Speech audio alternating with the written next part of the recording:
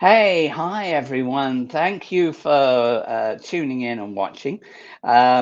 This has been a while since I've done one of these StarNet events videos because we've been concentrating so much on our YouTube channel, doing shorts and others that give you just a little snippet of information rather than this type of in-depth discussion.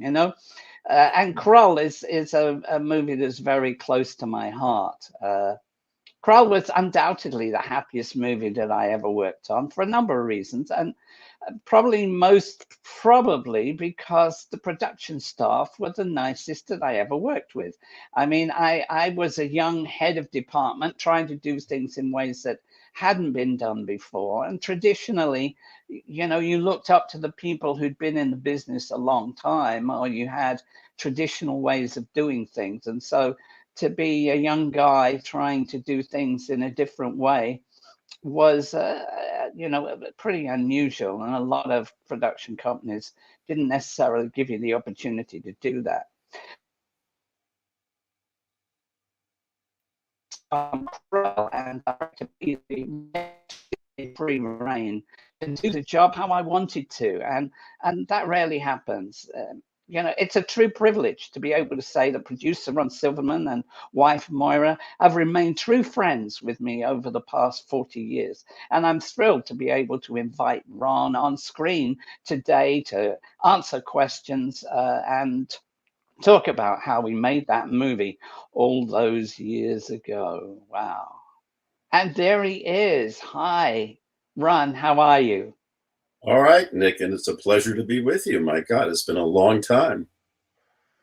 It's been a little while. Yes, I think I last sat down with you probably in 1996. So when I was doing a music video for someone that never went anywhere. But it's always a joy because there are not that many friendships that are bound between production staff and the actual makers. Usually, the makers they stay in touch more, but I often say that you were such a giving and less materialistic producer than so many that I ended up working for, that maybe became more of a headache for me than you did. You were always in my mind as that guy who made life easy for me, and I'm always grateful for that. Well, Nick, I've got as we tell this story, the fact is that, pardon me, you essentially saved our lives. We would not have been able to start the movie when we started the movie were it not for you. Well, you're kind for that, and I appreciate the opportunity that you gave me too. It's a few years ago, so here we have you during that period. It's um, it's been a little while, hasn't it? I still have that.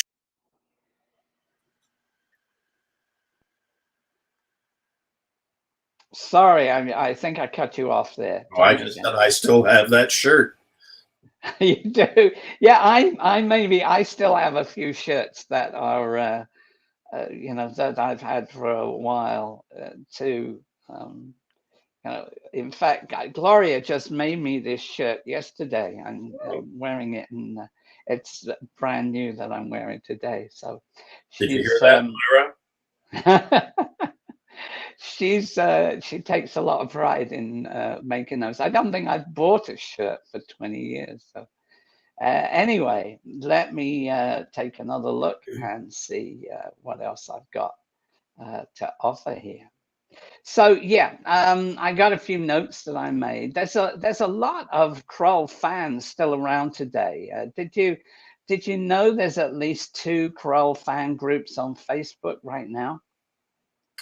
Actually, no, I didn't know that there were fan groups, but I'm well aware of the fact that there's renewed interest in Krull or continuing interest in Krull. which has sort of put it in a as a cult classic, whatever that means. Well, yeah, it is absolutely a cult classic. There's no question. Yeah, well, Even though I think we were both probably disappointed that it didn't do better at the box office, but you know, there's so many movies that have become cult favorites that fit into that category. right. It's kind of weird. So many fans have little idea of what a producer does, and how would you explain it, and how does it differ from the role of a director? I think the role of the director is in some ways, or if in most ways, the same from film to film. The role of the producer, however, is different from film to film.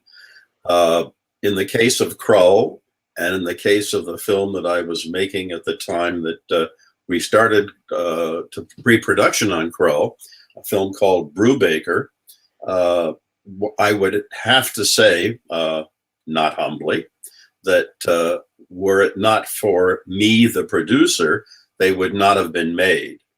But you see on the wall next to the Krull poster, one for another film I produced called Shoot to Kill with Sidney Poitier. And I didn't play the same role as producer in that one.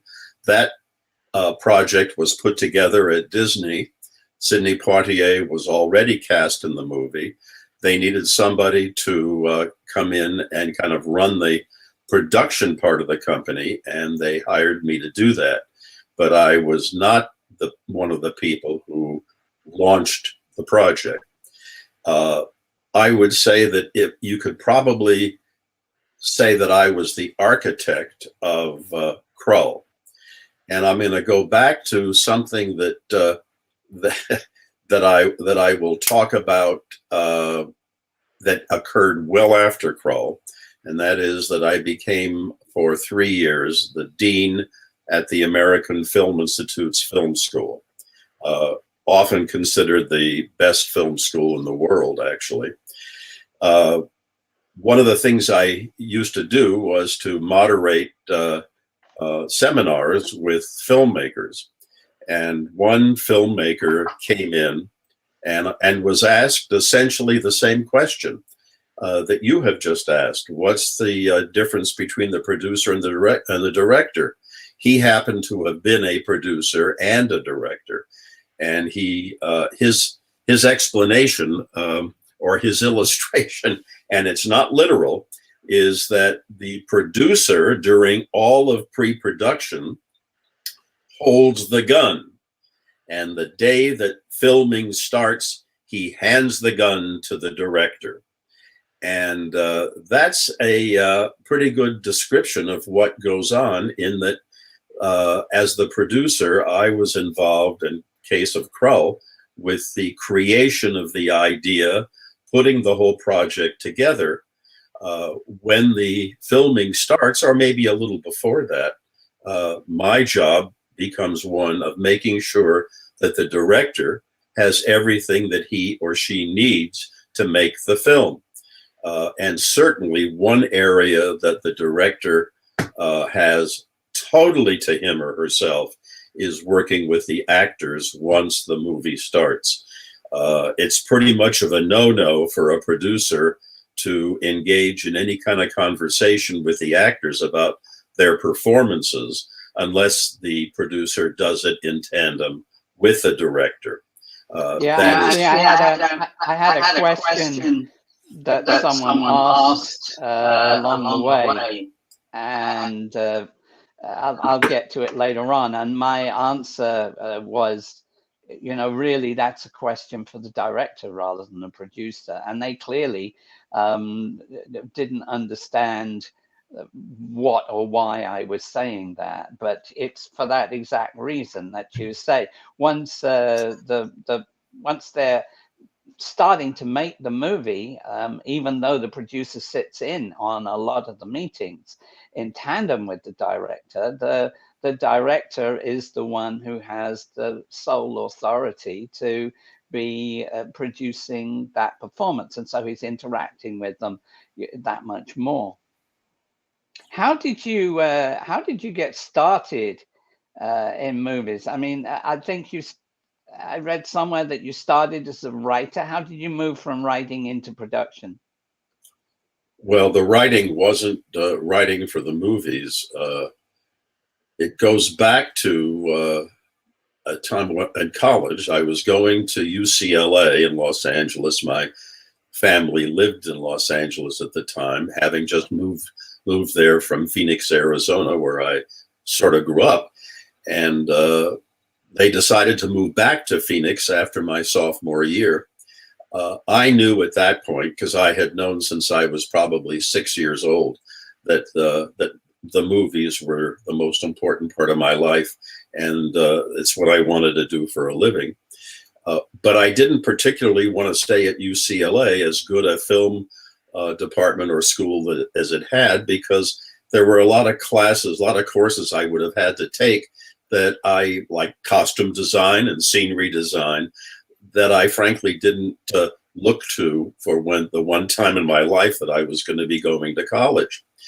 The University of Arizona in Tucson had a journalism department that was very well thought of, and it was headed by a Pulitzer Prize winning reporter from the Detroit Free Press. And within the journalism department were all of the film and television courses. There were not very many of them, but I was able to major in journalism. And I knew that the top journalism students were always offered jobs on the biggest newspaper in Arizona, the Arizona Republic in Phoenix. And my plan was I would work very hard at the University of Arizona, hopefully get into that group that would be offered jobs at the Republic, write articles at the Republic, and hopefully write some entertainment articles as well. And from there, use those articles to see if I could get a job on the trade paper in Los Angeles, Daily Variety.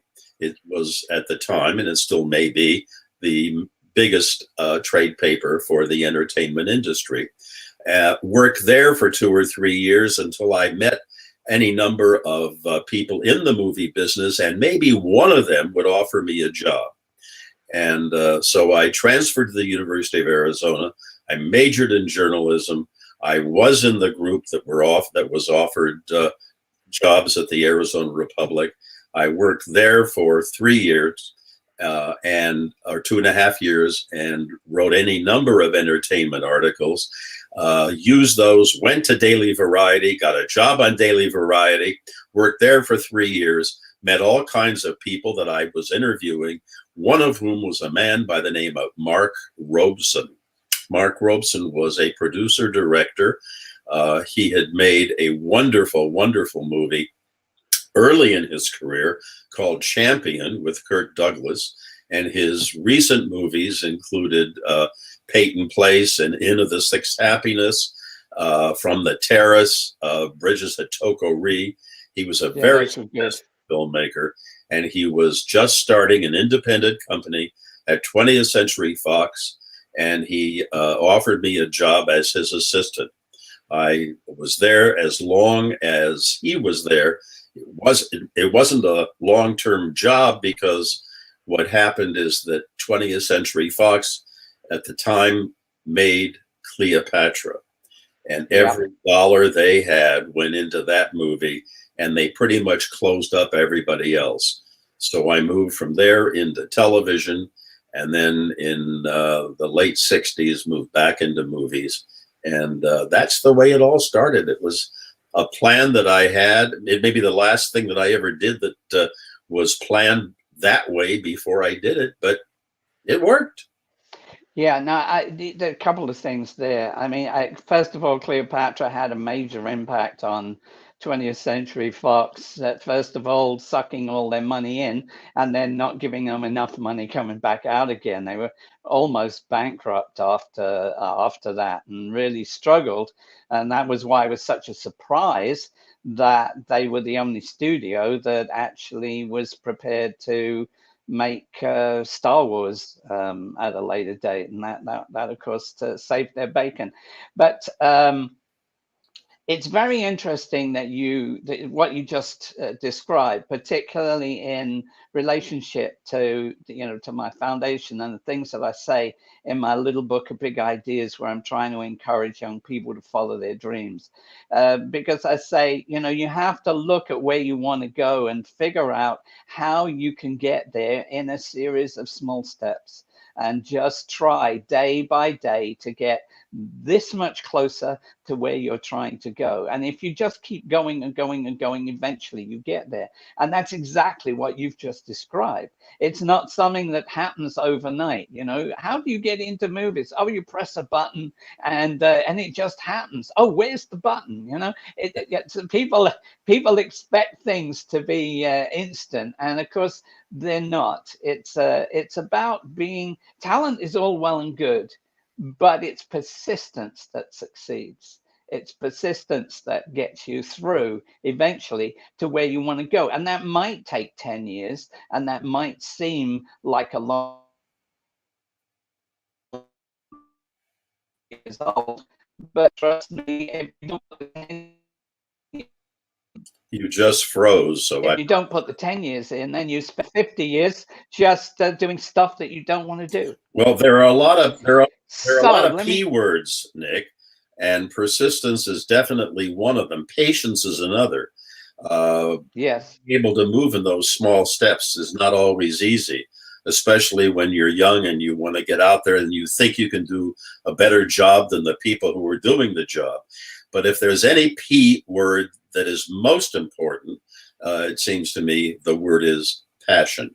If you don't have a passion for making movies, for being in the film business, stay away, because there are a lot of ups and downs, and it's only your passion that continues. Yeah, well, that's in my book as well.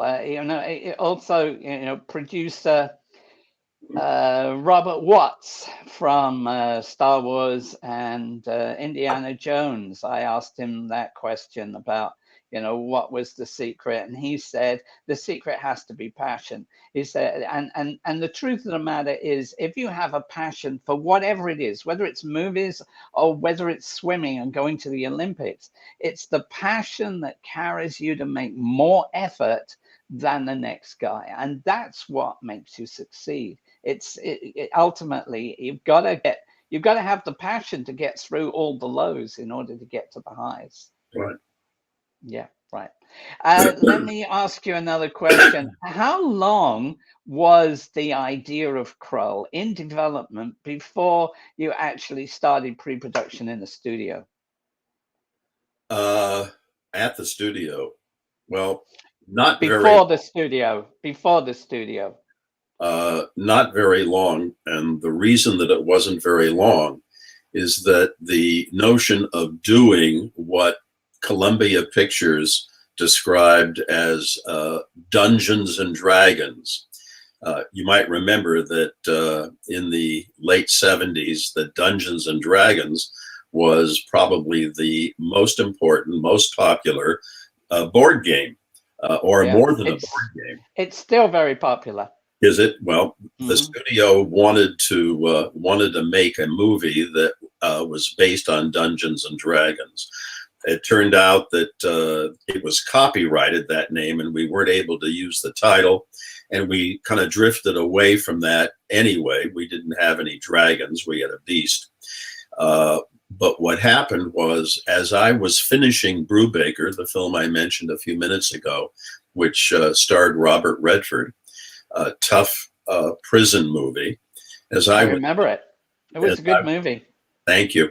As I was finishing that, the man that I was in business with, Ted Mann, who was a major cinema owner in the United States, made a deal with Columbia to make some films.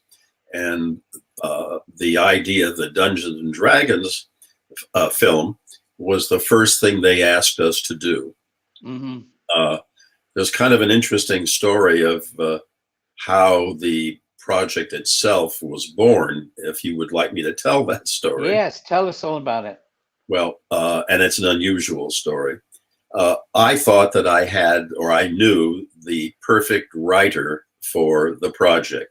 Somebody that I had not made a film with, but had tried, and found this writer to have the most interesting approach to screenwriting and the kind of imagination that would be absolutely perfect for a project like this. But the studio didn't know him, didn't know his work. And so it was my job as the potential producer of this film to figure out a way that I could get them to approve this writer. So I sat down with the writer. His name was Stanford Sherman, and he's the one who got credit on the for the movie, for the screenplay. I sat down with him, and I was not able to get him to do very much writing, because the Writers Guild rules are such that speculative writing has to be done only by the writer at his own discretion, not as something that a producer or a director would ask him or her to do. So I said, what I think we can do, however, is we can sit down and come up with a storyline, and then take that storyline to the studio, and hopefully they will find it good enough to hire you to write the screenplay. So we sat down and we came up with a storyline, and he was going to write a page or two on his own and give it to me. A week later, he handed me 30 pages of screenplay. So instead of writing the plot, he actually wrote the first 30 pages of the script. Right. And they were wonderful. They were charming. They were filled with action. They were imaginative. He had created this whole new planet and people on the planet that were kind of like we were on Earth, but they were fighting characters or that like the Beast and the Slayers that were not like anything on Earth. So, and I then had to figure out, how do we now give this to the studio? I was concerned that if we gave 30 pages to the head of the studio, that he would very likely give it to the story department, and a reader would read it and decide whether or not it was any good and whether or not the picture should be made. And I guess that at the time I had the nerve to suggest something. And what we did was we invited the head of the studio, Frank Price, the head of the story department, and the head of the production department to breakfast at my partner's apartment in West Hollywood, Ted Mann's apartment. And we served him breakfast. And when breakfast was over, I said, gentlemen, I'm going to ask you to do something that I don't know you've ever been asked to do. I'm going to give you 30 pages of this project. And I would like you to sit down in the living room and read those pages right here. As I think back on it, or as my experience after that, I don't know how I had the nerve to ask them to do that, but they did it. The three of them sat down and they read the 30 pages. The first person to respond was Frank Price, the head of the studio, and he said, let's do it. And that's the way the project started. So the next step was to look for a director, but we had to wait for the screenplay. So Stanford Sherman wrote the rest of the screenplay and didn't take a whole lot of time to do it. When the screenplay was finished, we gave it to only one director, and that was Peter Yates. Peter Yates, the studio had a relationship with him. And they had made some movies with him. But I thought that the combination of what he did with Breaking Away, the movie about the kids with the bicycles, and the way he did Bullet, the Steve McQueen movie, that there was a combination of charm and exciting action that was exactly what Krull needed. So, as I say, he was the only director that we gave it to. He responded favorably, and we obviously he did what almost every director would do, which is, even though the screenplay was wonderful, the director usually will sit down and try to make the changes that he or she wants to make to fit their vision of the movie. So he started to work with Stanford Sherman. There's more to that story, but that was really the beginning of the pre-production, because it was shortly after that that we all moved to London to prepare the movie and to film it. Yeah, I was actually. Yeah, I was actually going to get onto that later on, but let me talk to you about that, because I was going to ask you what impact did Peter have on the storyline in terms of how it changed, or how what he did changed the essence of it, or didn't it? Well, he had a major effect for a while, because he wanted to bring on a second writer, which is not unusual, but I was a little upset about that, because I felt that the Stanford Sherman script was the one that we should have been shooting. He brought on the second writer, and the second writer did change the screenplay to the point that I wasn't happy with it, and the studio wasn't happy with it. So they met with Peter in New York, and they gave that writer a chance to do a second draft that I think Peter may have paid for. And that didn't come out any better. So toward the end of 1981, it was around Christmas actually, I got a call from the studio. I was in London. I got a call from the studio saying, we want you to come back and see if you can convince Stanford Sherman to return to the project to write the screenplay that we would like to make. So I flew back to Los Angeles, met with Stanford's agent, who was a friend of mine. And it was interesting because when we hired Stanford in the first place, we were able to make a deal that was pretty fair. He didn't get all that much money up front. He would have gotten more later on. But when we came back, and it was obvious to the agent that Stanford was the key to getting this film made, I think we paid him 5 times what we had paid him for the first draft to do the draft. And I don't know that the new draft ever came out as charming as the first draft. So that entire episode, I don't think was particularly helpful to the movie, but at least Stanford was able to get us back on track to make the movie.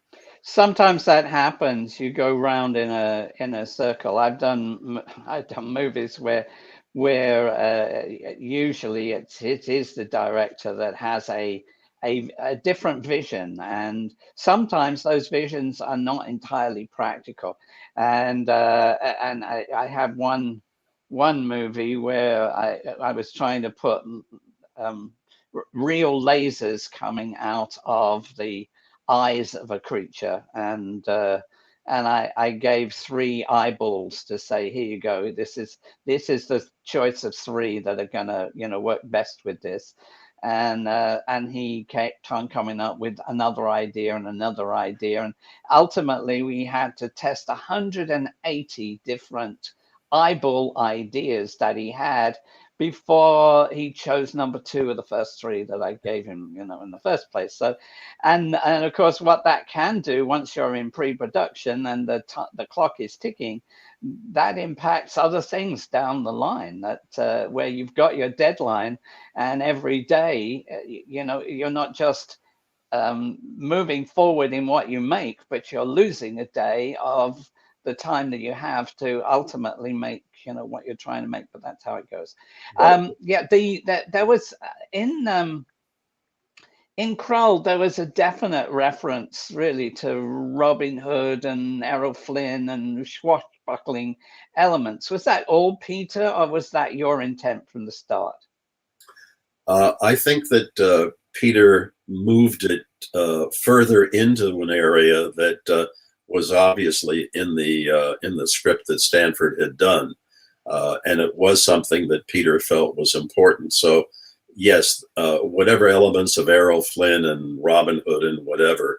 I shouldn't say Robin Hood because obviously the robbers are a very important part of the plot in Krull. But I think even some of the action at the beginning when Colwyn is fighting the Slayers in the yes, absolutely, it looks like Robin Hood and it's very. You're frozen again. We seem to, yeah, we keep losing a little bit there. One of us have got questionable internet. I'm here in the Caribbean, and internet is not what it is in California. So, Okay. yeah, you touched on the Dragons of Krull concept. Someone came across this image, which was a Greg. Oh gosh. I'm forgetting the name I'm forgetting the name of the artist now, but was this something that was before really you got to take it over? This is from when it was still a Dungeons and Dragon concept, or is this something you've never seen? Well, I can't remember the name of the artist either, and that's a shame because I think it was two brothers, Hildebrand. It was Hildebrand. Hildebrand, that's right. And they went on to do a lot of stuff for Star Wars as well. Well, Hildebrand was by far the most exciting, most popular, most successful designers or artists doing these kinds of things. So we went to him to get some ideas. This was one of the Beast of Krull. It doesn't say the Dragon of Krull, right? But it's far more dragonish than what we ended up with. And the reason that we dropped all of that again was because the copyright for Dungeons and Dragons really moved us in a different direction. Yeah, well, I think this would have been as a creature builder, I can tell you there's a number of issues in this design that particularly in 1981, I think we made this movie, would have given me, some additional headaches. So some elements I actually incorporated into other creatures and other movies later on, but let me say one thing that I think was an overriding part of what we were facing. I don't know if what I'm about to say is absolutely true, but if it's not absolutely true, it's very close. I think Krull was probably the last major special effects movie that was made without the benefit of computers. It was all done by hand, by miniatures. We had hired a man by the name of Derek Meddings, who had done special effects on the Superman movies and the James Bond movies. Miniatures and opticals and things were what he was expert in. But we didn't have, there's a scene, for example, in Krull, where Ergo, I guess you would have to say the comic relief, turns into a goose. In order to make that happen, we worked for months taking photographs of him in different positions as he was going to be changing on screen to the goose, and then taking a similar number of photographs of the goose, and then putting them all together optically to make sure that we could get that effect on screen.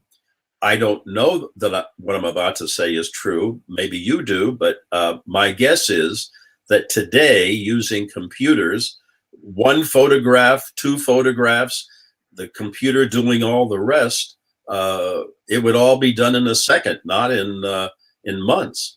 But that's well, actually, Actually, I think there is a sense of fallacy in people saying, oh, yeah, well, it's much easier with a computer. Because if you actually stop and look at the credits at the end of the movie, it's like also say, oh, well, it's cheaper when you do it with a computer. It's like, you know, when we made Star Wars, there were 5 guys making spaceships out of airfix kits and bits of plywood. You think that they were a lot more expensive than the 300 people whose name comes up at the end of the movie. You know, and I think I did an animated logo for our um,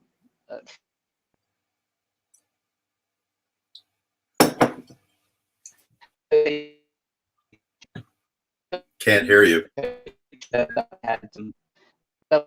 some years before. Yeah, you dropped your internet just there. But you know, I realized that it was you know, I took a creature that we built many years before, and we animated it to mimic the MGM lion growling, you know, as our little logo.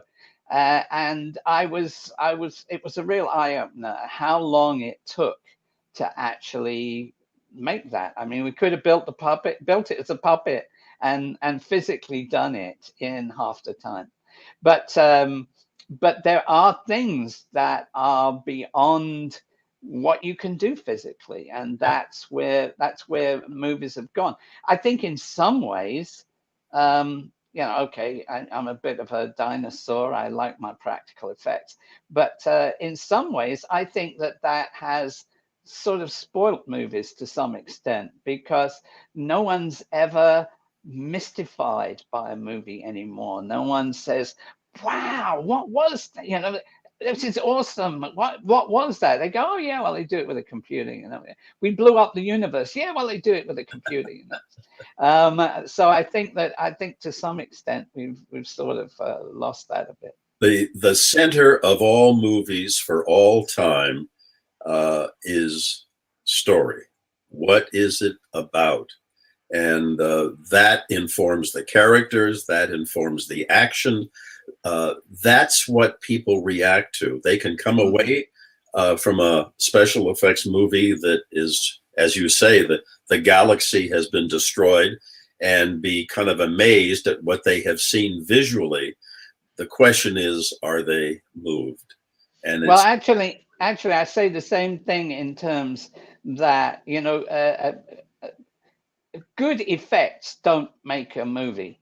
A good movie can survive bad effects, but you know, a bad movie can't necessarily survive on the strength of those special effects. And you know, effects are like wardrobe.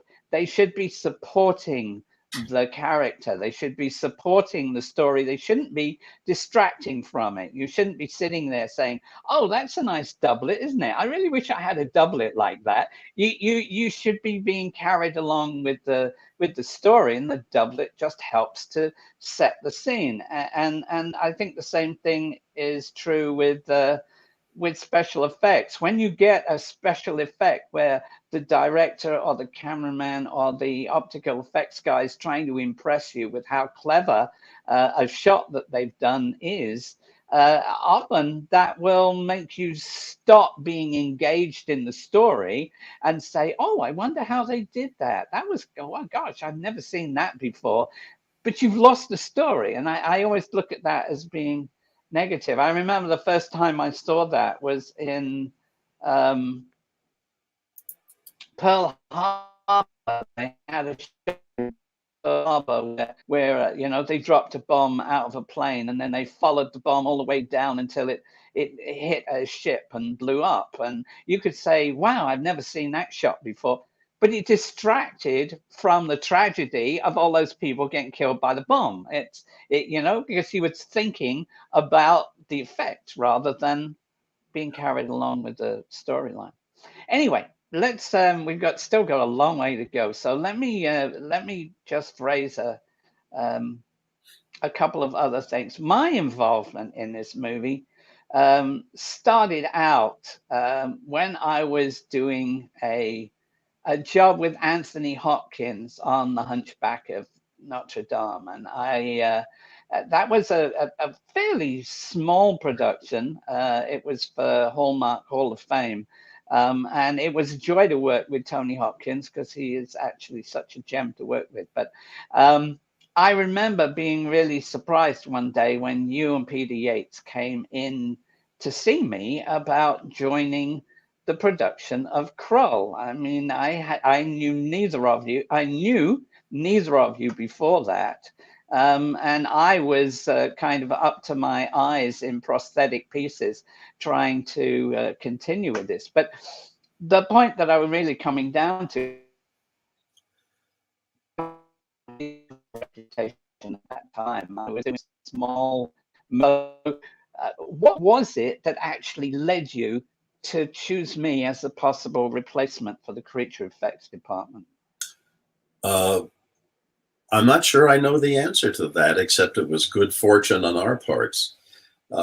We had gone to somebody else to create the creatures for this movie, and there was a combination of two things that occurred with him. And I remember going out to his studio, which is way out in the countryside in England, and he was supposed to, at the point that we were there, have finished far more than he had finished.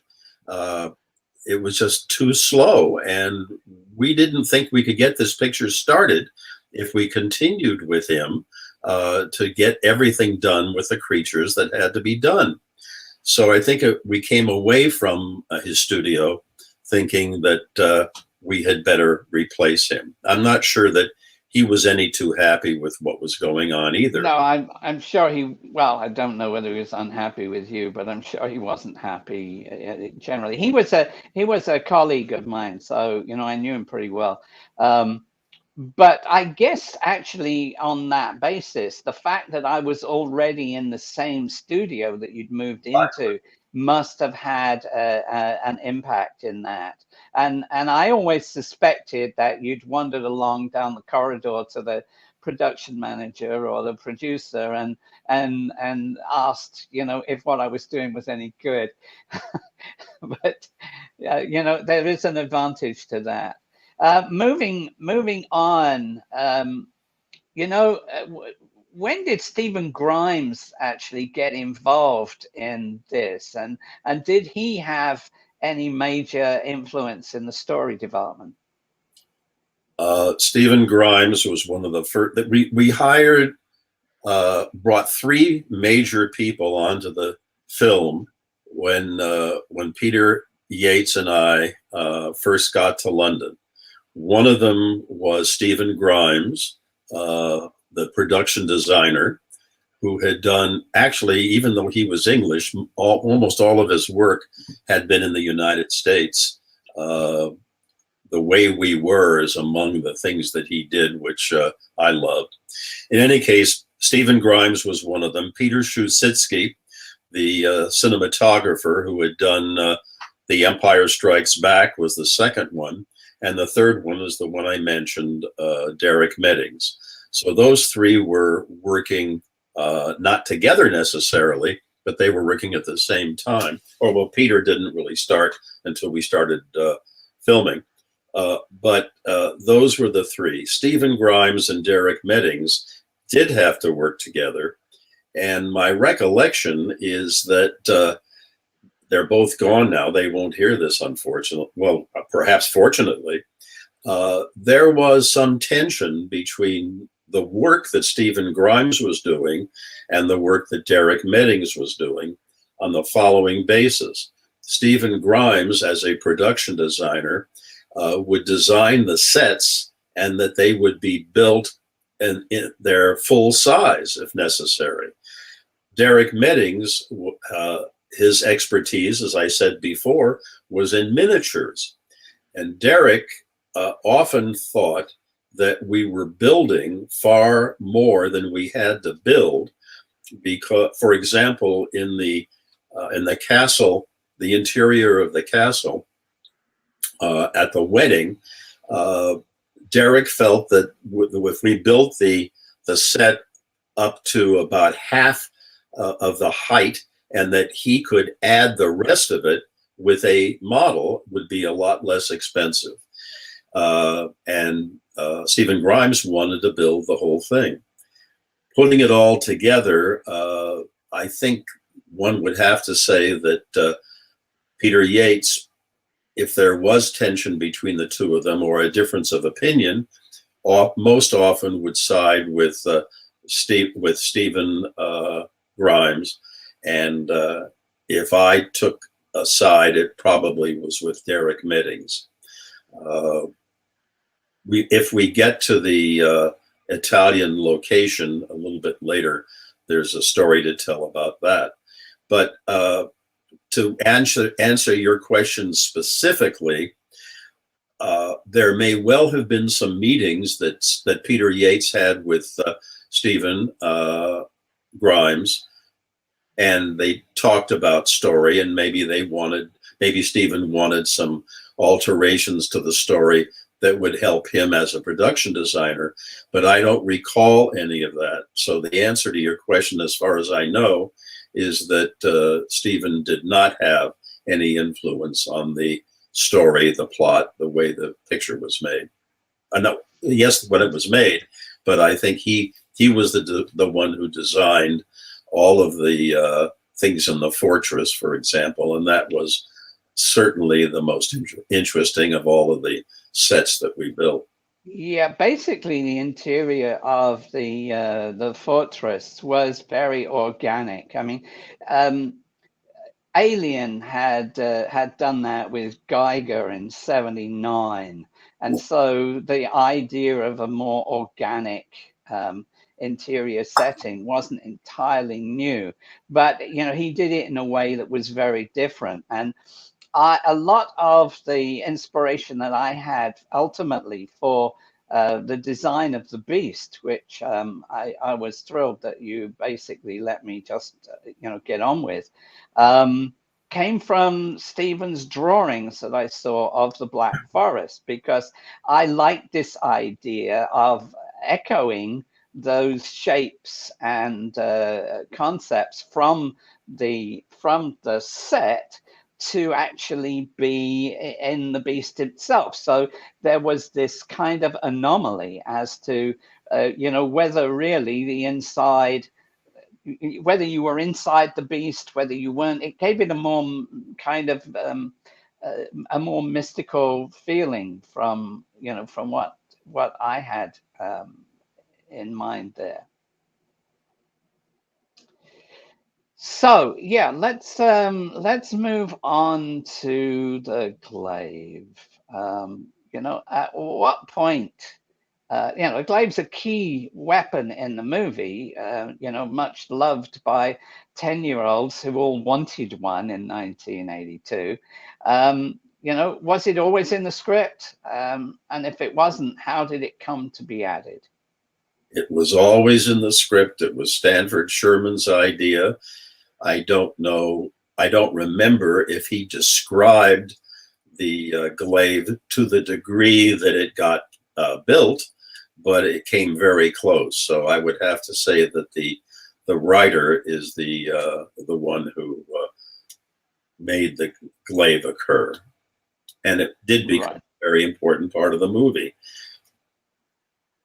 And yeah, my son has one now, which you and I have talked about memorabilia, and I suppose if my son was willing to part with it, that it might be worth something to some of these Krull fans that you're talking about. Yeah, if you, I was going to talk about that later on in terms of not really memorabilia. These are I make a definite difference between relics and memorabilia. Memorabilia being commercially produced for sale, as opposed to things that literally come from the production. I don't like it even when there's duplicates of something where we made two and one was a backup. I don't like that being called, a replica. It's not really a replica because it came out the same molds and was made at the same time. But you're a purist. Often a term. I am a purist. Yes, I bet you know me well enough for that. Um, yeah, I'm just moving on here. Krull, I remember very much, how intellectually invested you were in Krull. And that was part of why I was asking about you as a writer. I wasn't sure whether you, as a writer and a producer, kind of those two things had come together. And I was actually going to ask you, it seemed surprising that you suggested to me that you didn't have any relics, because the glaive is the ultimate memento, and even some drawings that Stephen did, because after the production, I would have thought that their job had been done, and it would have been a nice thing for you to keep. But you were saying you have a book of items there, but you don't actually have any of the originals, right? Yes, as a matter of fact, I was just looking at this before we started. This is a book that has all of the original drawings for the wardrobe, and frankly, I don't remember if Anthony Mendelsohn, who was the costume designer, or Stephen Grimes did these, or I don't know. There's the Widow of the Web, the first design for the Widow of the Web. Yeah. But this may be one of the few things that I brought back with me. Are those, when you say those are original, they are the drawings that were done originally, or they are original hand-drawn drawings? Well, these look like they are photographs Yeah, of that's what I thought. original drawings, and Yeah. I have no idea what happened to the original ones, which I'm sure are worth. I know if I had put my heart and soul into a project the way that you did in that particular project, I would have found it pretty hard to give up all those bits and pieces. Yeah, well, a bit later on. So, yeah, I was going to go on to talk about Derek Meddings, but we've really already done that. And I knew that basically he was there because of all the work that he'd done on miniatures, particularly here. He's working on the spider's web for the stop motion spider coming along. But let's move on to the cast. Everybody talks about how Liam Neeson was in a supporting role on this particular movie. Do you have particular memories of Liam, or is that just again something where Liam, of course, was more involved with talking to Peter? Well, I noticed that your legend says that you remember him, or somebody remembers him, as a quiet soul. Yes. That was not my recollection particularly, but what I would say is that he was the object of any number of females on the set who thought that he would be a very good catch. So he had a lot of followers already.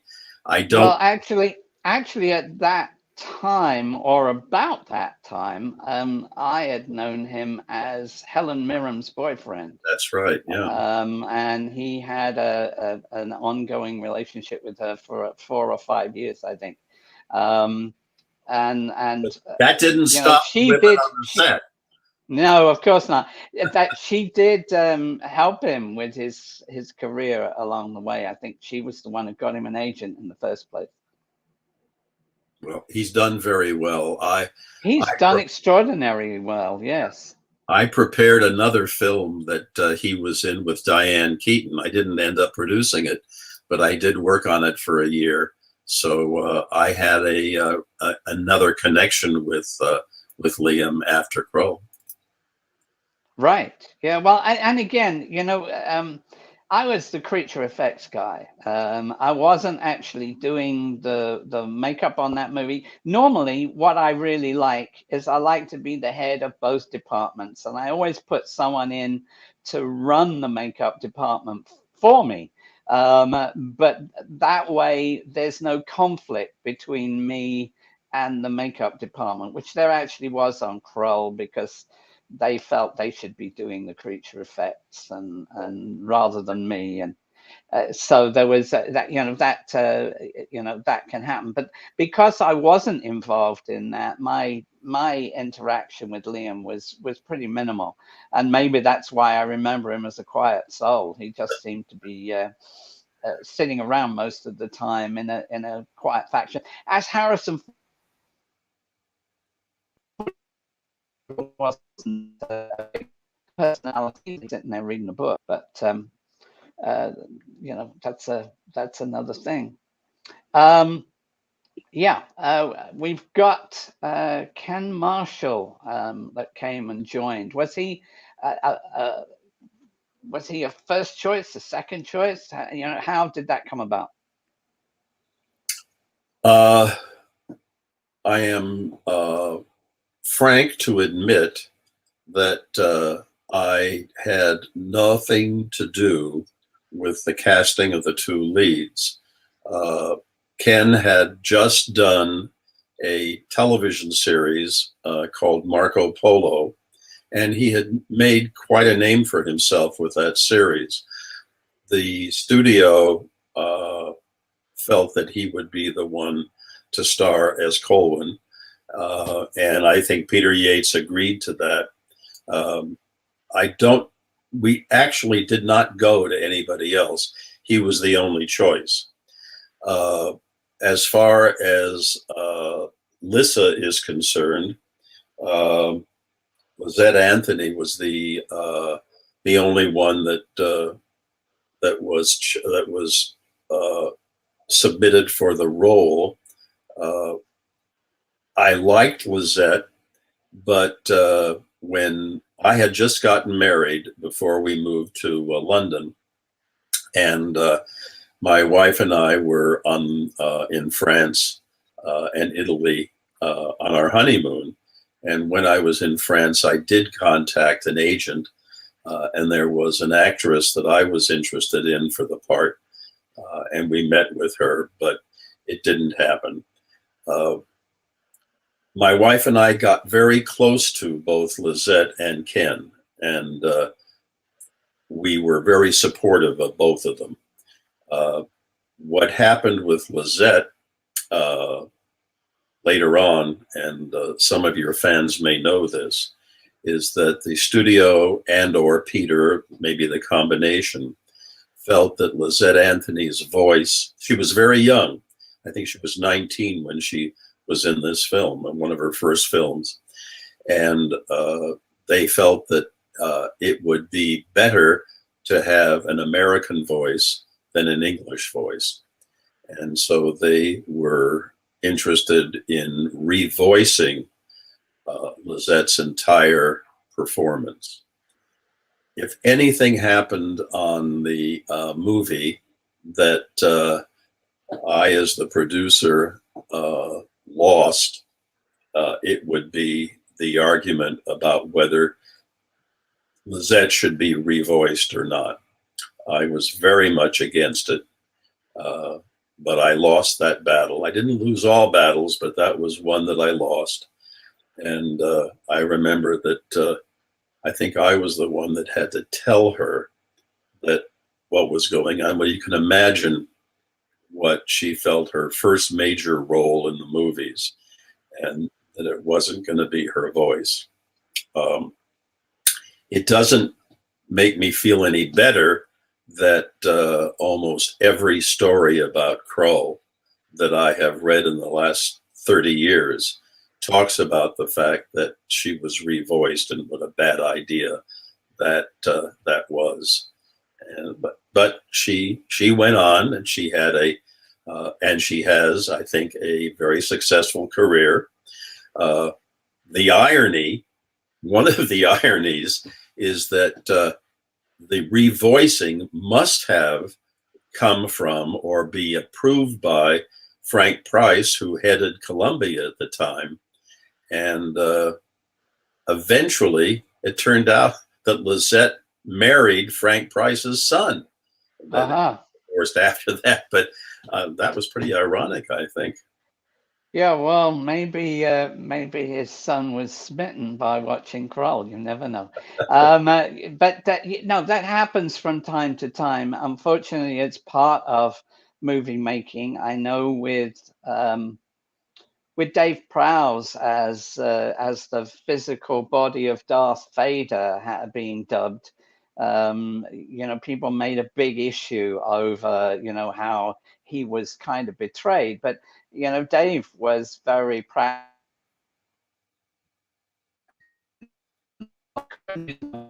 anyway because I was a mask. And once they came to dubbing, they were in the US. I was still in England, and how could you get a better voice than James Earl Jones? I mean, he was practical about it, but I can imagine how hurtful that would have been for Lysett. And Robbie Coltrane too. They dubbed his voice as well, I believe. I keep reading that, but I don't think he was revoiced. I don't know where that came from. Right. I got to watch the movie again now to see whether that's the case or not. Robbie was a huge personality. I remember when we when we flew out to Italy, and I hadn't really had a lot to do with him before that. I mean, he was a very imposing comic. I mean, he was on all the time. He had us in stitches, just getting from A to B. But I can see he's such a strong personality. It was no surprise that he went on to notoriety, notoriety too.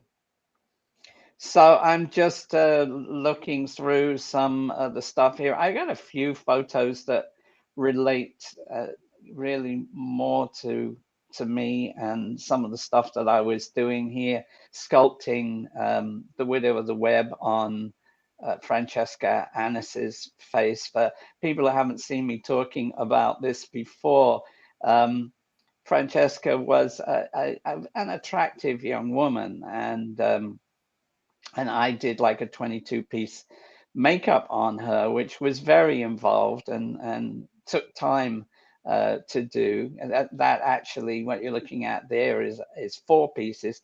It's 5 pieces. 4 of them are on her eyelids. That was a completely new way of doing old age eyelids that no one had done before. And my mentor, or the person I looked up to most in makeup effects at the time, Dick Smith, wrote to me and asked me how I'd done it and included it in his course. It was, you can see how you build that until you finally end up with this older face. Francesca wasn't really entirely happy with this because she wanted to be old and beautiful. And I said to her, Francesca, you've spent your life in the middle of a spider's web because you murdered your child. I mean, how happy do you really think you're going to be? And she took on the personality of this role as I put the pieces on. And someone asked yesterday to tell them how long did this makeup take. I could have done it in 4 hours, but it took 5.5 because she got crabbier and crabbier as the pieces went on. Once it was taken off, she was the same, charming woman that we all knew. But it was very interesting how she just adopted this makeup as the character evolved in front of her. So, Nick, I think one of the things that we should mention, and we haven't mentioned, is that when Peter Yates and I came to you and we wanted you to do the Krull, the amount of time between bringing you onto the picture and the time that we felt we had to start the movie was, what would you guess, 25% of what it should have been? It was, Well, you had very certainly, little yes, I time to would do say a it. third because there was a lot of stuff Yeah. there. As I remember, it was 6 weeks. Yeah, it was amazing what you were able to accomplish in such a short time. And we were able to start the movie when we intended. And that's why I said, without you, that we would never have been able to do that. Yeah, well, thank you for that. That stuff like that means a lot to me over time. Often you work your butt off for movies. You think I worked long hours on Krull, on some other movies. I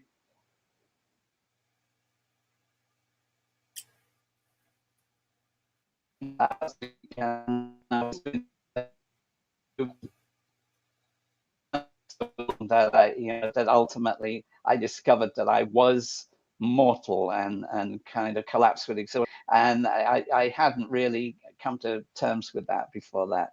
I think when you're younger, you just kind of throw yourself at doing something. You talked about passion. I always have a huge passion for whatever project it is that I'm in the middle of. Otherwise, I don't take it on.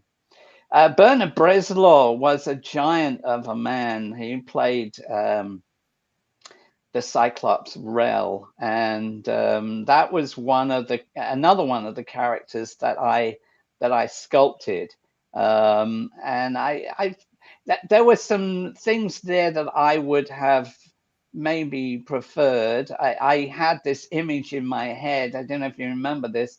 I had this image in my head of maybe making him stronger by making him bald and giving him a beard, and I wasn't entirely happy with him as this kind of sweeter faced character with the softer hairdo. But you can see here how it was the upper part of the face was animatronic and the lower part of the face was prosthetic. So the lower half of the face was actually glued to the actor's face so that he could deliver all the lines, and I was operating the upper half of the face by a radio control.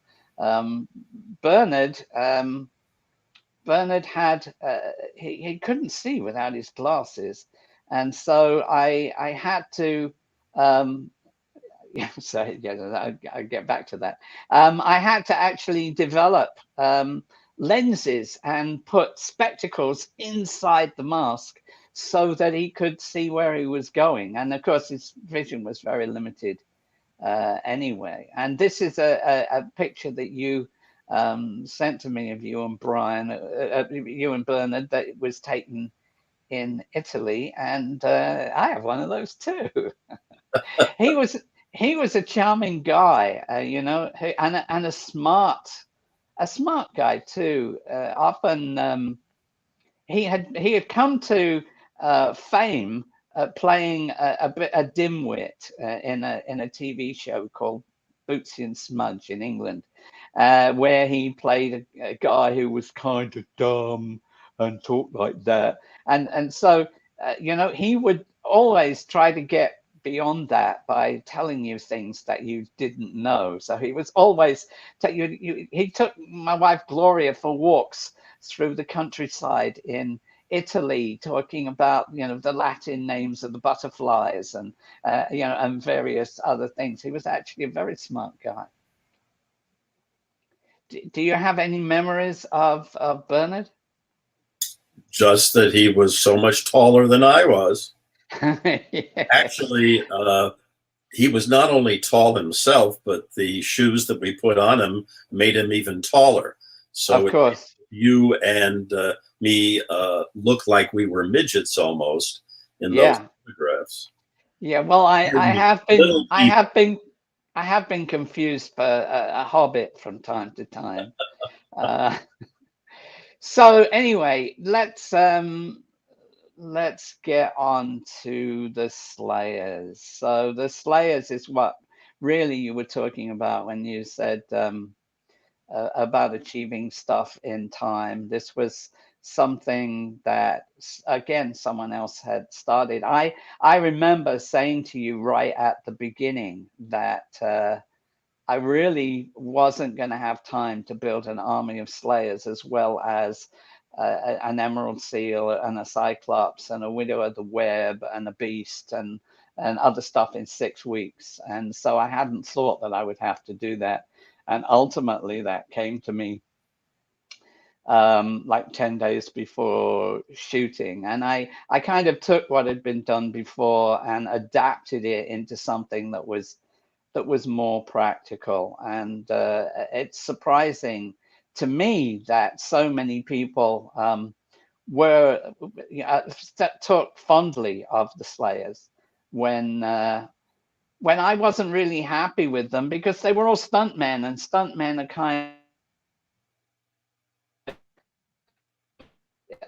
kind of fairly heavy in the place. I didn't really like the idea of putting something on top of someone who's already big, because that starts to look like Godzilla and starts to give you that kind of man in a suit sort of look. I much preferred what I did with the Beast, where we took someone who had the tiniest little waist to be able to create an illusion. I'll talk to that more about that in a moment, but I was very touched by your appreciation through that. Well, perhaps if somebody does a remake or a sequel to Krull, you can do the Slayers the way you would like to have them done. And get well, that would be nice. I would love to revisit Krull, because I have such fondness for it in the first place. But I have to say, it wouldn't be the same if you weren't there. But let me just take a look here. What are your lasting memories of Krull? I mean, how do you feel about it when you emotionally now, all these years later, when you think of Krull? What are your feelings from it? Well, that's an interesting question, because as I mentioned before, my wife and I got married like the night before we left for London. And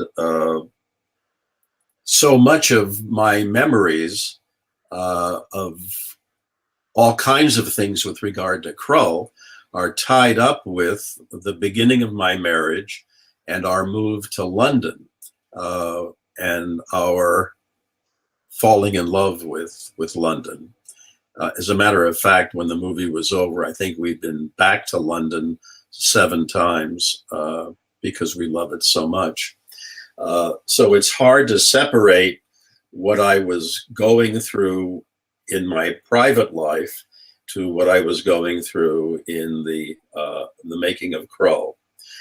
But I think if I were to answer your question just about Krull, I think what I came away with was the quality of the British cast and the quality of the British crew. In both cases, they were really wonderful, wonderful people to work with. And I don't recall having any conversation with anyone on the picture that one could consider was filled with conflict. It wasn't. I mean, everybody was there to do the same job, and it was a fabulous experience, which made it all the more difficult when the picture came out and when the box office was not very good, and when our reviews were not very good. On top of which, it makes it even better that, as we have talked about, that it's become a cult classic, and that people today, especially the people who were young when the film came out and who saw it when they were very young, today it warms my heart to be able to look at this film today and know that it still has, after 40 years, some effect on moviegoers around the world. Yeah, it was surprising to me in some ways too. When because I was so fond of the experience of making the movie, I put up a little display about it in the museum, and I was shocked by how many people continued to come through and go, "Krull! Oh wow, you worked on Krull!" It's they're usually guys who were about 10 years old at the time, and all wanted a glaive. And the I I don't know really what happened with the critics. There were the two TV critics that were doing a lot of stuff. I've forgotten their names, but I know that they were very negative about it. I thought very unjustly negative. I'm sure that running against a major impact on maybe what it at the beginning of the box office, because that George was pretty good at making people wait for those movies so that they were really ready by the time that that finally came out.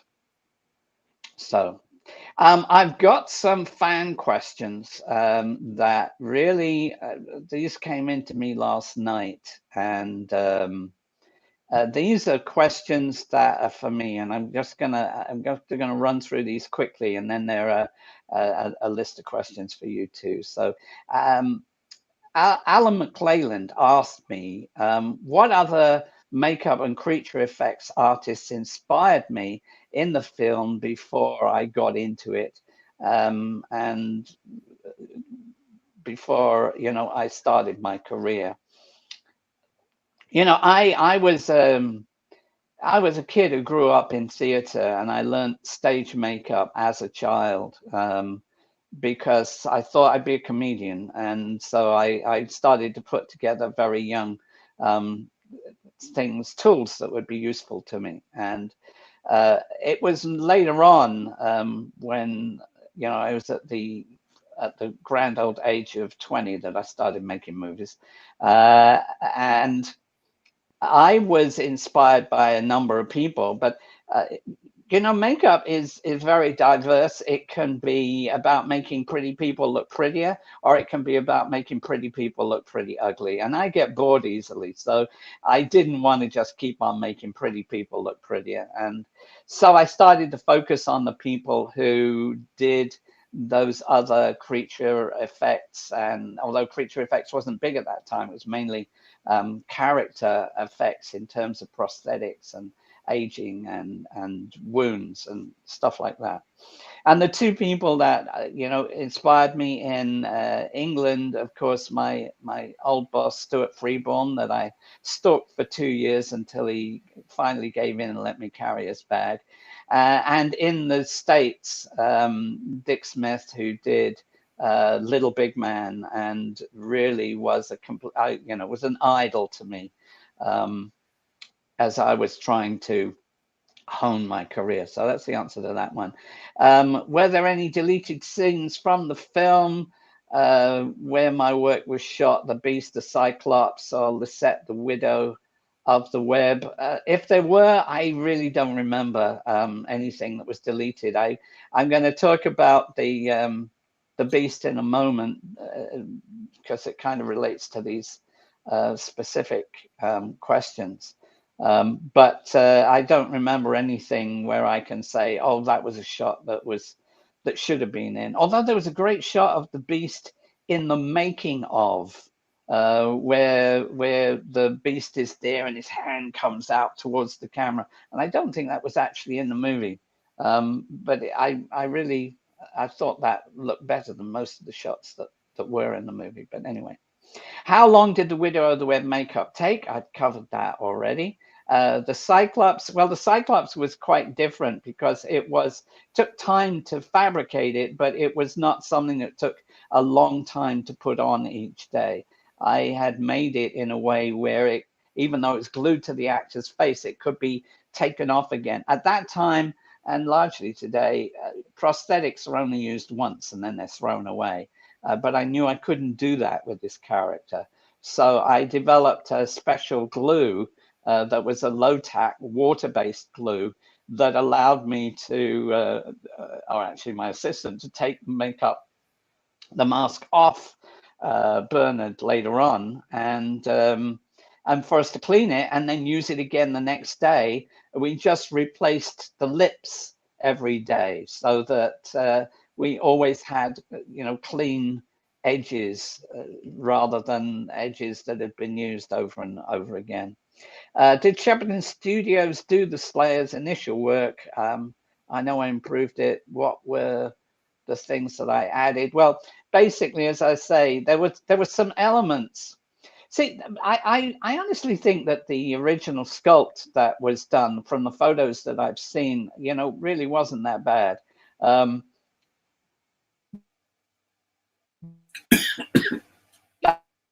It's about how that in practical terms evolves into a wearable costume. And in this particular case, they had broken it down into a series of sections that then glued on an undersuit. Because it was, from the photos that I've seen, it was sculpted on top of a standard mannequin. And then it was being put on a bunch of stuntmen who would have been a lot stockier.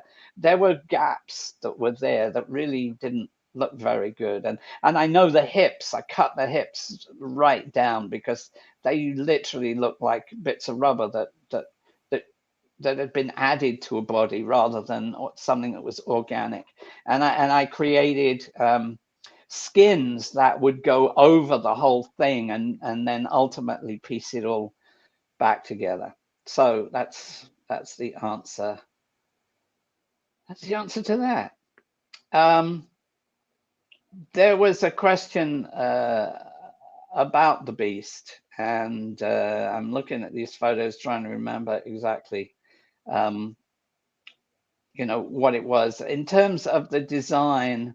Yeah, I remember he was also asking, jump down to here. He asked, was there any symbolism behind the beast's look? For example, the open skull. The open skull was there for two reasons. Number one, I wanted to echo the opening that Stephen Grimes had in the set, the way that, in the set, there was, this kind of open feeling to the top of the set, spiky and open. So I really wanted to echo that. And then, I'm always trying to do things that no one's ever done before. So I came up with this idea that we should put the veins, that the body fluids of the beast, we should put them on the outside of his body, and that the hair, instead of being hair, should be a connection of those veins to his head. And you should be able to see the fluids in the body passing up and down through the pieces in the hair, and you should be able to see it moving around in the skull. And if I have any regrets about Krull, it would be that I didn't have the courage to stand up to Derek over the way the beast was filmed. Derek had a lot of experience, and I was a new young guy, and I really didn't feel that as he was filming those sequences that I could argue with him. But I had imagined that the beast would be mysterious in so much that you just saw elements of it, the heart on the outside of the body that was beating, maybe just a little something of the mouth moving, the veins with the fluids running through it, all kind of, mysteriously filmed. And when he put the anamorphic lens on it, the little tiny waist that I'd created with these broad shoulders was completely lost because the anamorphic lens stretched it back to look more like a stuntman in a suit, because it made it wider than it actually was. I don't know if you've seen this photograph, which actually shows it without the lens on.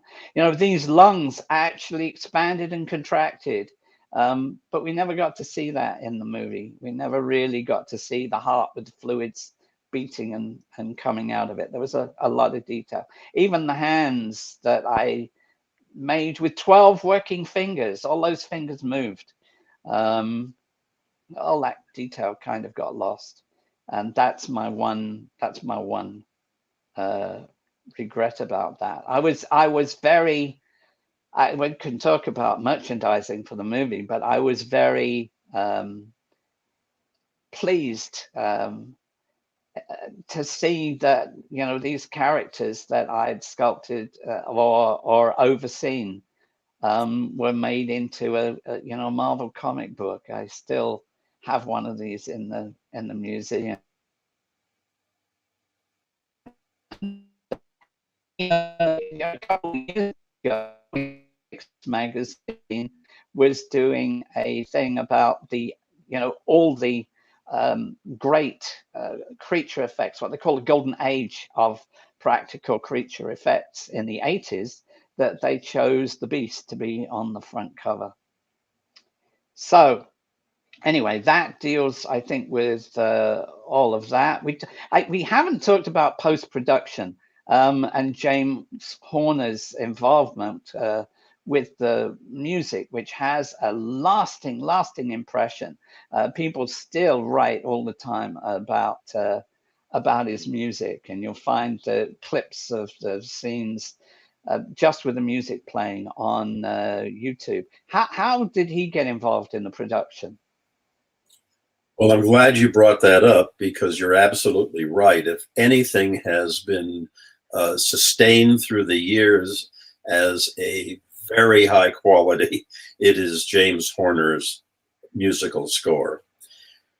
What happened is that we were locationing in Italy, and the shots that were being done on the day I'm talking about were the ones of the fire mayors being gathered together before their famous ride through through the skies. And it was in an area that where two mountains or very high hills came together. So there was a little valley that they were being brought into. And I was sitting way, way high up on one of the sides watching what was going on. I had brought with me a tape recorder player, because the head of the music department at Columbia had sent me a cassette of a musical score by a young composer by the name of James Horner. I had never heard of him, but the score was for one of the Star Trek movies. I think Wrath of Khan was the movie that he scored. And as I was watching the fire mayors below me, I was sitting on this hill listening to the score from the Wrath of Khan. And it was so easy to hear the elements that I thought would be fabulous for Krull. So when the shooting was over, I met with Peter Yates. I gave him the cassette and said, I think this is our composer. He listened to it and he agreed. So we hired James Horner, brought him over to London, and I still remember being in his hotel room and listening to some of the cues that he had written.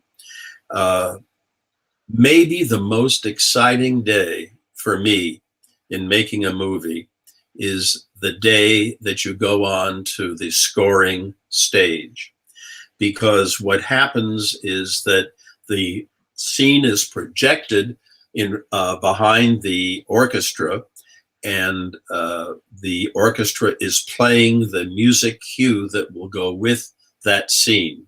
And so it's the first time that you have really seen all of the things that a movie has to be put together. The picture, the sound, the effects, the music. I mean, it's a great, great day. In this particular case, it was the London Symphony that we had hired to score the movie with James Horner. And there were, I think, 2 major choral groups in addition to the London Symphony. James Horner at the time, I think, was close to 30, and he looked 17. So when the scoring started and he went on the podium to conduct the first cue, which, as I recall, was the main cue for the opening titles and the arrival of Colwyn to the castle. And maybe I'm making this up, but I'm not the only one who felt it. Here you had all these very, very seasoned musicians who were going to be conducted by somebody who looked 17. Well, there was a lot of skepticism on that scoring stage that day. And then he did the first cue. And when the cue was over, the sign that one waits for and that occurred was all of the stringed instruments taking their bows and tapping the.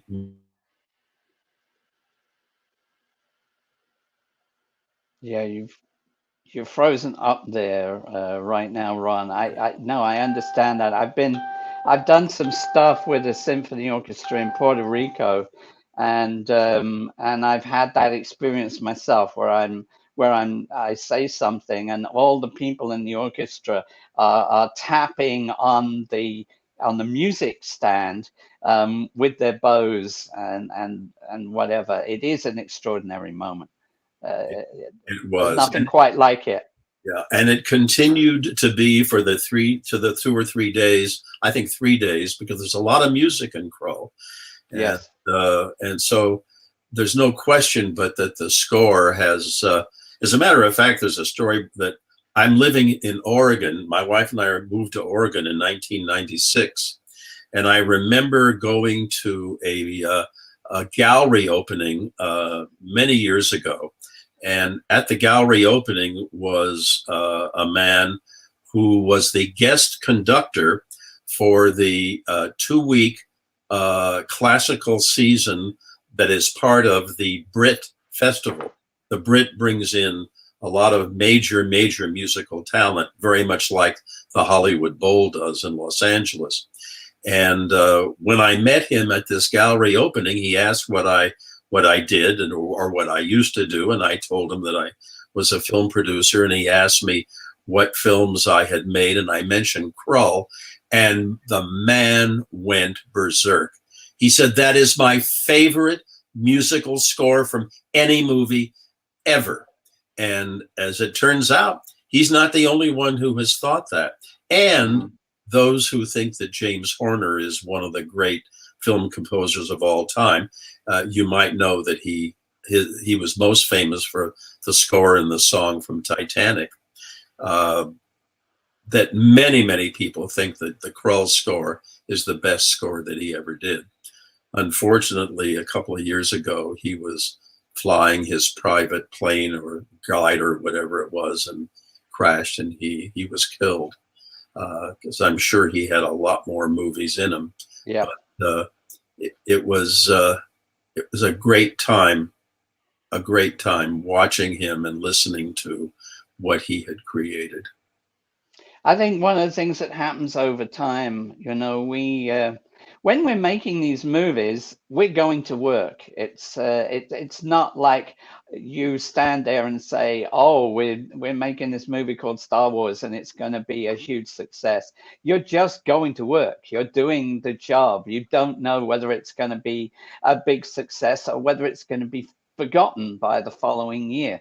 And so it's a perspective of time that honestly allows you to look back later on and say, "Oh yeah, I remember that time when that was a special moment, a turning point. That was something that stood out in all the things that I did." And there are often many thoughts and many memories that work with that. We talked a little bit about about things that you might have left over from Krull. I came across something in one of the Facebook groups, the main Krull Facebook group, I believe, that struck me immediately with a big question mark. I'm going to show it to you here. These are little Krull figures that are sold. You can get 4 of them for £15 as being characters in I guess it must be a board game by this company called Crooked Dice. Were you aware of that? I guess you're not connected with any licensing or other stuff these days. The answer to your question is about being aware of it. Well, now I am. I've never seen this before. I've lost you again. No, I hadn't either. But I found myself wanting to go out and buy 4 of them just to put them in the museum in my Krull exhibit. But I just that really surprised me. I wonder. Never seen it. I wonder whether that's approved or just something that they picked up, thinking no one remembers Krull anymore. They called them Sorcerous Sentinels. So it's not meant to be a Krull game. It's obviously meant to be something else. It doesn't mention Krull, does it? No, not at all. Yeah. Not at all. So you interacted with a lot of people over the years. Who influenced you the most? Well, I think I've mentioned the 2 who have influenced me the most. The first being the Pulitzer Prize winning head of the journalism department at the University of Arizona, Douglas D. Martin was his name. And the other was the first filmmaker that I worked with in the movie business, Mark Robeson. They were both gentlemen, among other things. And I think that in my career, I have had the good fortune to work with a lot of gentlemen, and perhaps the bad fortune of working with some who were probably closer to what the beast is in Krull. And it's better to work with a gentleman, I can tell you. Yes, it absolutely is. And unfortunately, there's not enough gentlemen in the business, it seems to me. I often say if you make 10 movies, 1, if you're lucky, is going to be that movie that you say, wow, I had a great experience on that. And at least 3 of them are a complete nightmare that you have to recover from afterwards. But anyway, movie making has changed in so many ways. I don't know whether you think that's for the better or the worse. That's up here in Oregon, my wife and I live in a retirement community called the Rogue Valley Manor. It's a wonderful place with 1,000 people. We have made lots of new friends. And one of the things I do up here is I will show a film, usually a classic, always a classic film, Citizen Kane, Casablanca, It's a Wonderful Life. I've done 26 of them. I'll show the film and then I will talk about the film. During COVID, we're doing it on Zoom, and I'm doing it with 4 or 5 other residents as well. In any case, somebody sent me an email saying that they thought there would be a bigger audience, and we get a very big audience. There would be a bigger audience if we did contemporary films. And I thought to myself, as I looked at the list of films that, for example, as an Academy member that I watched last year for the last Oscars, I think I watched 100 movies. And I just must say, and it may be that I'm old-fashioned, I'm not young anymore, is that none of them even came close to the classics. And I think what has happened is that television, especially miniseries, have taken over the quality reins from the movie business. And the movies that are being made are the ones that obviously studios think can make money. And they're kind of the Krull movies from today. Well, we did our best with Krull to make the characters and the story something that was real. And I think that as I look at it now, and I've watched the film more recently, to some degree, I think we succeeded.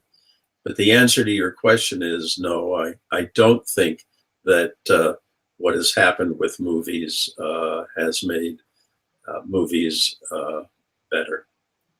Yeah, we talked earlier about the transition to computer effects, and I think that because you can do anything, that people tend to write movies around what effects they're going to work into it. When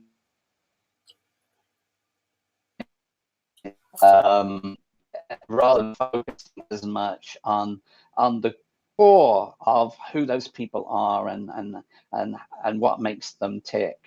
For me, I still am attracted to movies where you feel something for the people, and the effects only are effective for me if I care about the person that is happening to. And I think that we lose that a lot.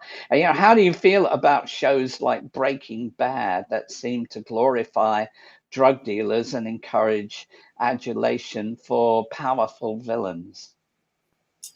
Well, it's not fair for me to respond to that because it's probably the one area of storytelling that turns me off faster. I tried to watch Breaking Bad. I know a lot of people loved it. And I watched, I think, the first half of the first season, and it finally just got to me to the point that I didn't want to watch anymore. Yeah, I'm always amazed at how many people, come in and associate with Darth Vader before they do with Han Solo and Luke Skywalker. I especially after we had episodes 1, 2, and 3, where they got people to associate with a little boy who was growing up when they were little boys growing up, and they come in and say to me, "Oh, but Darth Vader wasn't really bad. He was misled." And I say, well, if he walked in here right now and killed your wife and your children, would you feel the same way? We seem to have come to a point where the idea of an anti-hero has really changed. You make excuses why that serial killer was thought he was doing the right thing and whatever else. And it might be modern, but I don't find that it really grabs me in the same way that some of those others do. I was going to ask you, you mentioned about the American Film Institute. How did you find, what is the major difference between being a film producer and being the dean of a major university? Is it, what does a dean even do? Is a dean someone who sits there and shuffles papers to make sure the classes are in place? Or is he a figurehead who helps to raise money and does PR? I did not have to raise money. If I had a major job in addition to moderating the seminars that I mentioned, I would say it was to make certain that the filmmakers who were there to teach, in other words, the faculty, were filmmakers that would inspire the aspiring students, called fellows in this particular case. A little presumptuous, but that's what they're called. Because it's a conservatory more than a film school. That too perhaps is a little presumptuous, but the fact is that the work that the American Film Institute does is very, very good. It's unfortunate that it's so expensive, not just at AFI, but at all film schools. And so the students that go into them, and it can be a help to learn your trade that way. your craft that way. But you either have to have a lot of money to get there, or you have to borrow a lot of money that you're going to eventually have to repay.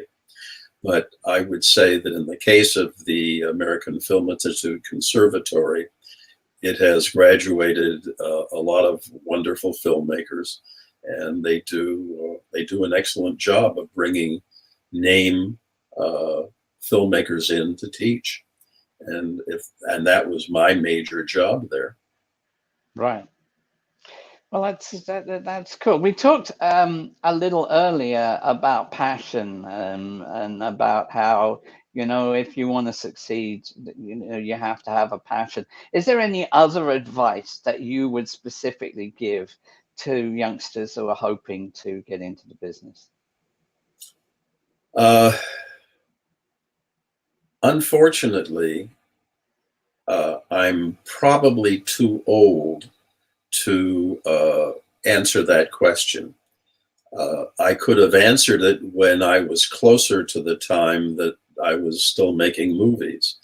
But so much has changed that the last thing I would want to do would be to give any more advice than what I've already said: passion, patience, perseverance.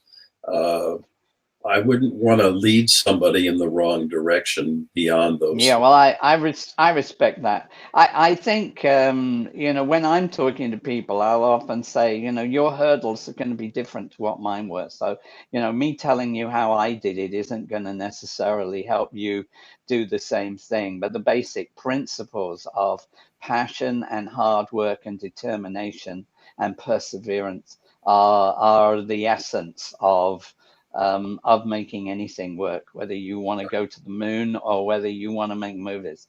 Ultimately, I'm coming down to some fan questions here now. We're getting close to wrapping this up, so hopefully you don't feel like I've kept you here too long. But we have a question here from Luke Shepherd, who says, I don't know if we've covered much of this, but I'll see. In a respective review video, an alternate version of the script is mentioned where Lysett becomes the antagonist. And he wonders if that was an idea for a sequel. I have no recollection of an alternate ending in which she becomes the bad guy or the bad guy. No, me neither. So that that may well be a whisper and a rumor, because there are so many things. I try to explain to people that the history that goes into the history books, like the Lucasfilm archive, is actually made up mainly of articles that were written by journalists who came and spoke to us for half an hour and went away and wrote an article, and they hung it up. And now the people who are managing those archives are people who weren't there at the time, so they don't know what's accurate and what wasn't. And there tends to be a lot of things that get out there that well, I think that lost. The answer to that one about an alternate ending is in the same category as Robbie Coltrane's revoicing, neither of which I recall, nor do I think occurred. Okay, cool. Luke also asks, he'd love to hear about the earlier script called The Dragons of Krull. But what I understood from you was that was never actually scripted. That was just like a project name. Well, Dragons of Krull was the original title of what we ended up calling Krull.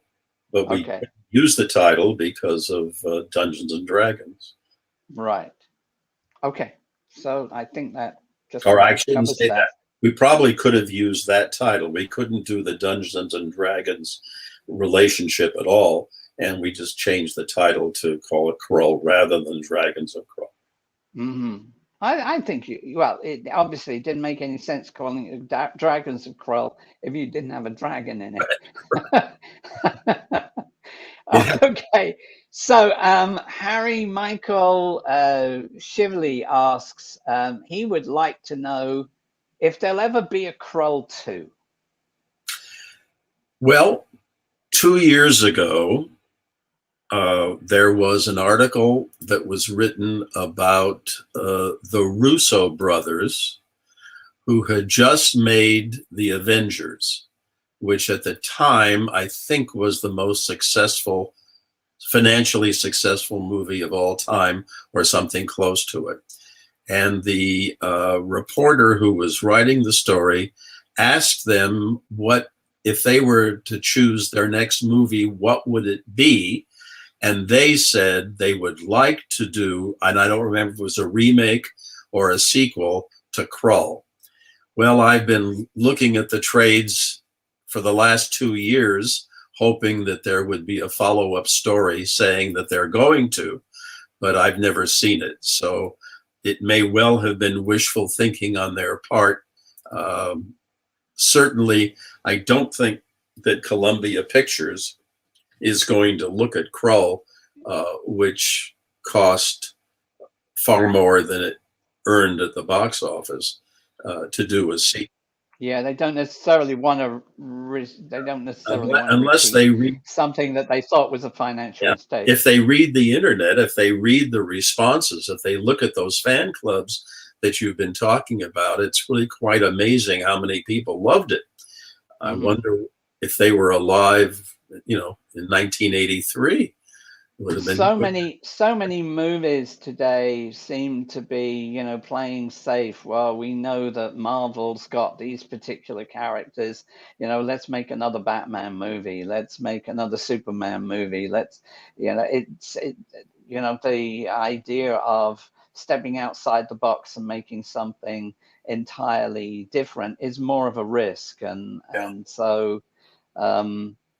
I'm sure that will influence the decisions, and often an incidental comment that a filmmaker makes gets blown up out of all proportion. There was something on the internet, trying to remember what it was, that I was talking about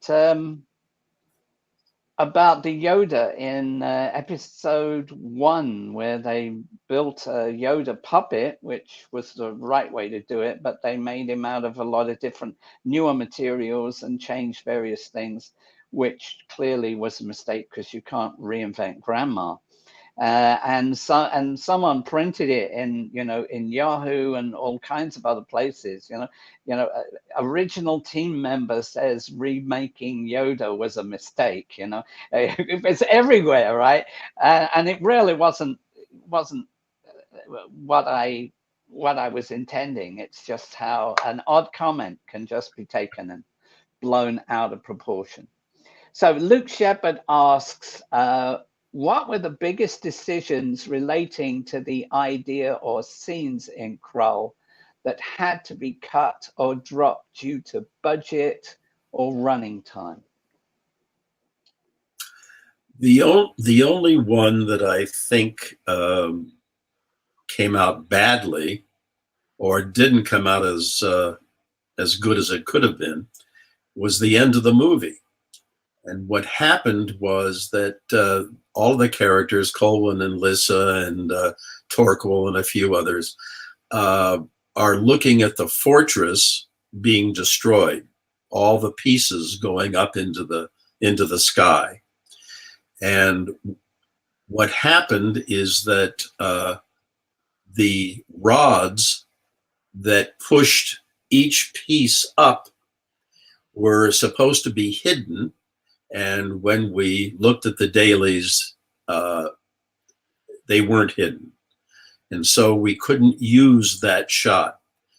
I don't recall the specific technical result, but what the result was is that we couldn't use the ending with the people the way we had intended, and we had to recut it. When we recut it, we didn't have a piece of music to go across it the way it had been with the original shooting, and because this had all been done way into post-production. So the ending is not quite as moving as we thought it was going to be. With regard to any sequences that were cut, there were plenty of scenes in the original screenplay that Stanford Sherman had written that were out of the script when he rewrote it. And that's because the sequence was, once the second writer came on to the project and had written a completed screenplay, we had to get going on the sets. We used every sound stage at Pinewood. I think there were 12 or 13 sound stages, and we had like 23 sets that had to be built. So they were built. We started building them to that screenplay. When that screenplay was thrown out and Stanford Sherman came back, we had to tell him that we had all these sets now, and he would have to write the new script to those sets because they were very expensive. So there were some sequences that he had written originally that were not in the second draft or second screenplay, and that were left out of the final film. For the most part, however, whatever we shot was in the film. We did not delete anything. Yeah, but that's so classic of filmmaking. You know, it's a bit like an omelet. As you put it together and then realize that you left some ingredients that you really wanted in the supermarket, you just have to make the most of what you got. And that can be the same with any creative process. Okay, this is a question from Jeffrey Gould, who was asking about different personalities and actors, and said, what was it like working with Dickon Ashworth and Todd Carty? And that this was where I had said that really I think the person to ask that of would have been Peter, because he had more direct connection with the smaller the players that were doing the smaller parts. Right. But I'm asking it just in case you've got something to add to that. It's hard to answer the question about those two particularly, but I think in general what I was pleased about was that in the casting of all of the thieves, the robbers, you had Liam Neeson, who became a star. You have Robbie Coltrane, who became a star. You have Alan Armstrong, who went on a couple of years later and played the innkeeper in the original London production of Les Mis. Todd Carty, as I recall, did a lot of things. So I think we probably ended up doing a good job of casting those robbers. Yes, it was a good ensemble. I don't recall working with those two being anything different from. There wasn't, to my memory, there wasn't anybody in that cast who was difficult. I mean, no one sticks in my mind because we didn't like working with them. It's, and I can think of other movies where I can't say that about. And so that I think is the best answer that you can expect. Luke Shepard also asked, how much lore backstory did they establish in the script? After rewatching it recently, it occurred to me that the ending was setting up a sequel. Well, I'm sure that we all hoped that there was going to be a sequel. No, I don't think we set up anything so that we had a sequel. If the film had been successful at the box office, there probably would have been one, or maybe more than one. That would have been nice. Yeah, and Jeffrey also said that he'd love a backstory on the bandits and or a sequel about the survivors and what happened to them. But I can't tell you how much chat goes on that surrounds the movie rather than the actual making of the movie, or even the movie that we actually made. That goes, fans tend to talk about. that's a good sign, because obviously they were into the characters enough to want to know what happened to them after the movie. Exactly right. It's a measure of success, isn't it? Um, Luke says he's particularly fascinated by the backstory to Ynir and the Widow of the Web. Is it eventually part of the ancient name of Lysett prophecy? Well, Uh, I don't know how much of that was really written as a backstory, or I, whether it just sounded good, in the movie.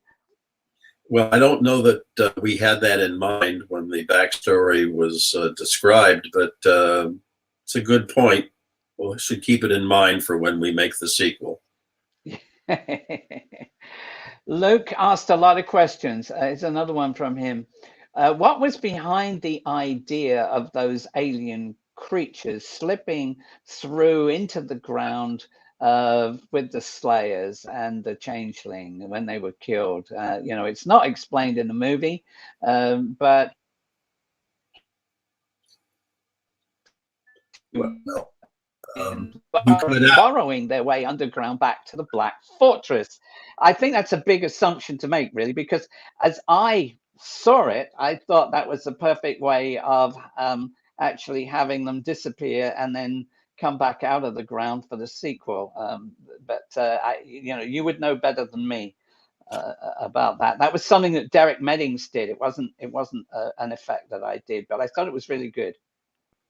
Well, I didn't hear all of what your question was because you cut out. But if we're talking about how the Slayers ended up being swallowed up, I am sure that the genesis of that had to do with what can we do that'll scare the hell out of the kids, and I suppose that's what happened. If it hadn't happened, if it had happened in a different way, it would not have affected the movie, the story, the plot, the characters, or whatever else. So I don't think looking too far into a meaning makes any sense. Yeah, right. I mean, there's been sequences that I added to some movies that were just there as a piece of interest within something. Gloria and I wrote a movie that got made in 1980, and they made a terrible movie of it. They ended up trying to make a movie in 4 weeks that should have taken at least 7, and cutting out all the dialogue and various other things. And then someone wrote a review about it for Wikipedia, where they went into great details about what the underlying symbolism of this movie was and how it related to women's rights and all this other stuff, none of which had anything to do with with what we were trying to do at that point in time. And there it is in Wikipedia for the world to read, so it's got to be true. So Right. yeah, that stuff kind of happens. So let me just see where we're at. Yeah, here's the last set of questions. So no, I already answered these. No, that is pretty much Okay. where we're at. I have to say, it's been a joy reconnecting with you after all these years, and to see you, as I said before, to see you, so vital and so bright, remembering stuff that we did 4 decades ago. I'm hoping that maybe we'll meet up sometime, for a bite to eat and Well, take this somewhere else. let me just say, Nick, thank you, because I'm 88 years old, and to answer questions of things that did happen 4 decades ago, 40 years ago, for an 88-year-old, the ability to do that gives me the courage to get older, to go on. So, thank you for that. Yeah. Well, maybe I'll come see you for your 100th birthday. Let's see. Or I'll come see you. Yeah, well, I'd like that. Yeah, that would work because All right. it's nicer by the beach. Maybe, I don't know. So yeah, thank you so much. Before we go, let me just say I want to thank StreamYard. You'll see up here in the corner, we've added the StreamYard logo. They've become a sponsor of all our StarNet events broadcasts by basically supporting our nonprofit and giving us 16 years membership to do all our broadcasts through. So thank you to StreamYard. And I really would encourage any of you who like to do webcasts and other things to look at StreamYard, because StreamYard is probably the easiest. If you compare it with Zoom, it's very easy to just log on, and it's very intuitive. It's something good to do. So that's my plug for them. I want to thank all of you for watching. I want to thank Ron for being here, and I want to say enjoy the rest of your day. And although it's another genre, may the force be with you always.